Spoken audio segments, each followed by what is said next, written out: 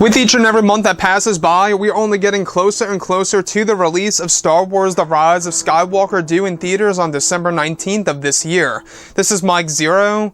If you guys are new to the channel, do make sure to subscribe to see future Star Wars content.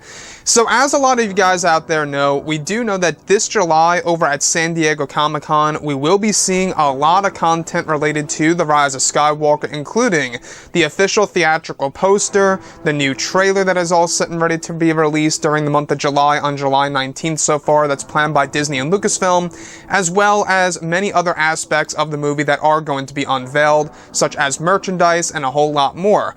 Now, these past couple of weeks or so, we've been learning a whole lot more about this film, and in case you guys did not know, the licensing expo just happened recently, which showed off a lot of new footage related to The Rise of Skywalker and other Marvel and Disney-oriented movies out there that Kathleen Kennedy and Kevin were able to share on stage with a lot of people associated with the media.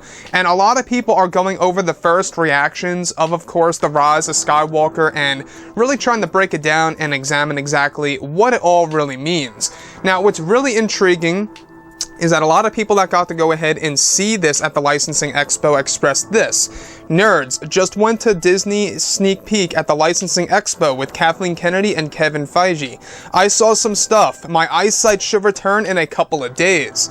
Another one, just got a glimpse of some spectacular shots of hashtag Star Wars, and I could not breathe. I'm ready for TROS, hashtag hang tight. Hashtag Star Wars at Licensing Expo. My heart was racing and I wanted to stand up in excitement.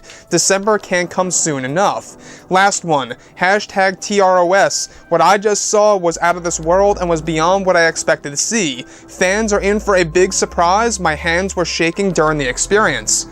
So I want to go over a couple of parts about everything that's related to the licensing expo, in case you guys did not know. They did this really, a lot with Rogue One, A Star Wars Story. I believe they also did it with The Last Jedi and The Force Awakens, if I'm not mistaken. So with The Rise of Skywalker, they're showing us this, they're showing them these pieces of footage related to Star Wars Episode 9 that's not going to be released to the public.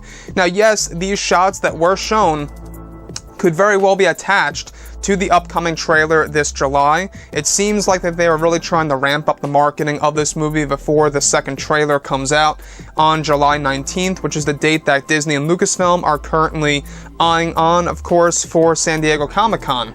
So I want to go over, everything related to the reactions involving Episode 9 and what it all could really mean. Now, why would there be such excitement being expressed? Could it very well be that Disney and Lucasfilm, such as Kathleen Kennedy, I should say, could it very well be possible that she was teasing a lot of elements related to Emperor Palpatine and his role in the movie, or the new villain? Maybe it gave them a glimpse of course, both Rey and Kylo Ren fighting the new villain, giving us a first look at, of course, a 2-on-1 lightsaber duel.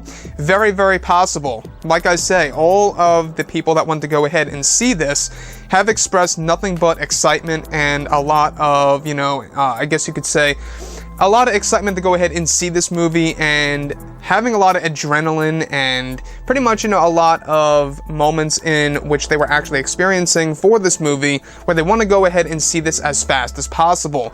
And it tells us that, they're really trying to ramp up the marketing of Episode 9, right? I don't know if you guys just saw the script-to-screen interview with The Rise of Skywalker's editor, Marianne. She actually went over how this movie is a big movie and that they had far less time to edit the film. She actually talked about this. I'll try to remember to link it below in the description or in the comments if you guys want to go ahead and check it out. It's like a 40-minute interview, if I'm not mistaken, where a segment of it, she actually talks about The Rise of Skywalker, and she goes on to talk about Star Trek and other projects, but I digress.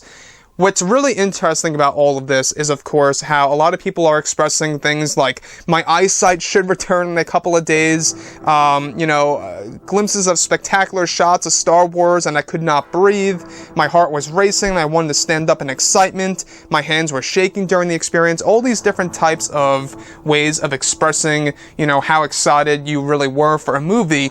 I think it really tells us that this movie really is going somewhere, and since The Rise of Skywalker's editor, Marianne, today even said that this movie is a big movie, I think that that is telling us that this movie has the potential of being the longest Star Wars film in history within the Skywalker saga.